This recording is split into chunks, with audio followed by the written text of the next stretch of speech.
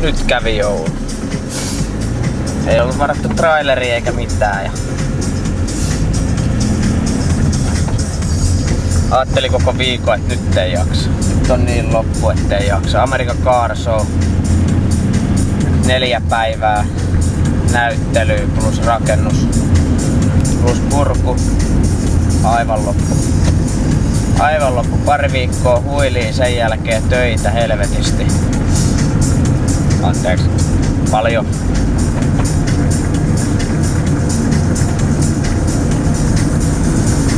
Ei minkäänlaisia valmisteluita autosalumessuilla.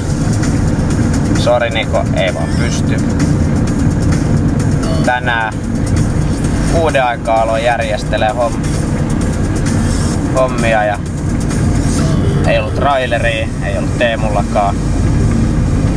Erihinauksen Pasi pelasti Teemun puolesta. Teemun auto on siellä.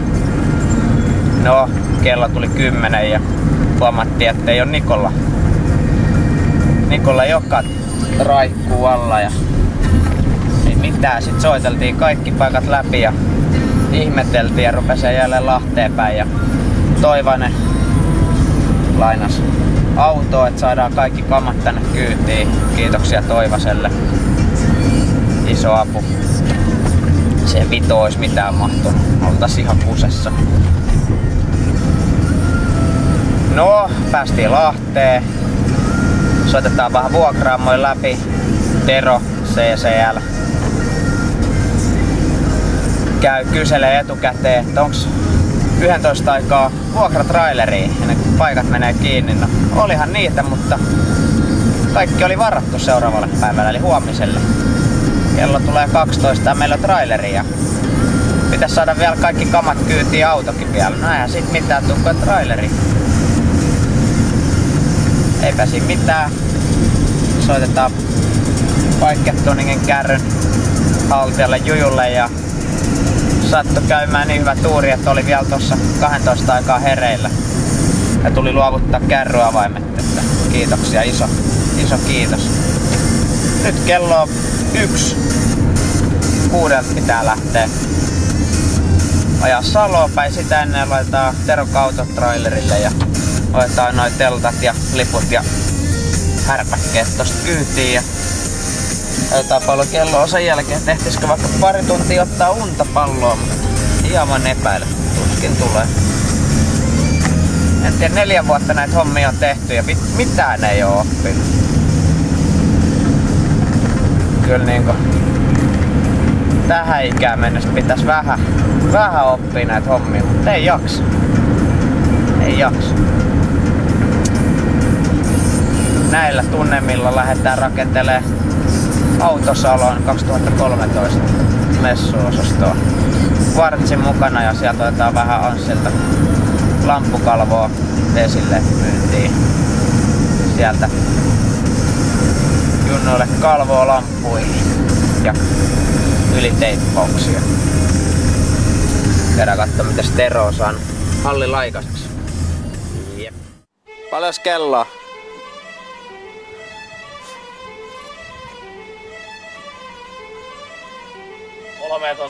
13:02.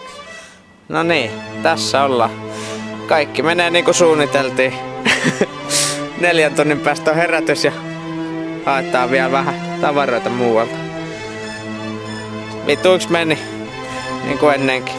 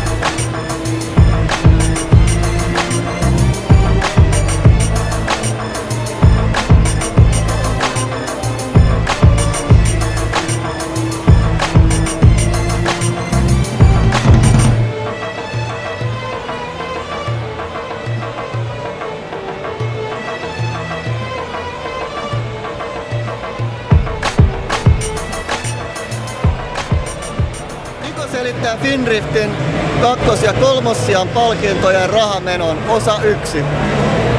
Hommahan lähti siitä, että meillä oli aika kova budjetti tälle vuodelle, noin 350 000 ja me ollaan käytetty tämän vuoden budjetista noin aika lailla kaikki mitä ollaan niinku nyt Poikki. Findrift Tyttö 2013 palkintojen kootut selitykset. Niko Pesonen osa 2. Palkinnot. Poikki Otto 3. Findrift Tyttö vuosi 2013 palkinnot voittajille palkinto siellä 2 ja 3. Palkinnothan olivat lakupötkö ja M&M replikakarkkeja. Niko selittää osa 3.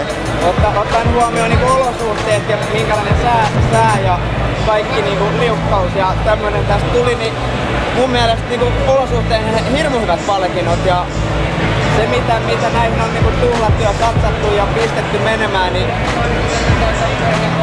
tällä saa tällaista, että näillä mennään. Kiitos. Nyt mennään loppukeväilykseen. Missä se on? Ne ketä tykkää BMWstä, vislaa ja ne ketä ei niin muulla. 3. 1, 2, 3. No, en mä tiedä, voi olla, että ei osannut vihellä.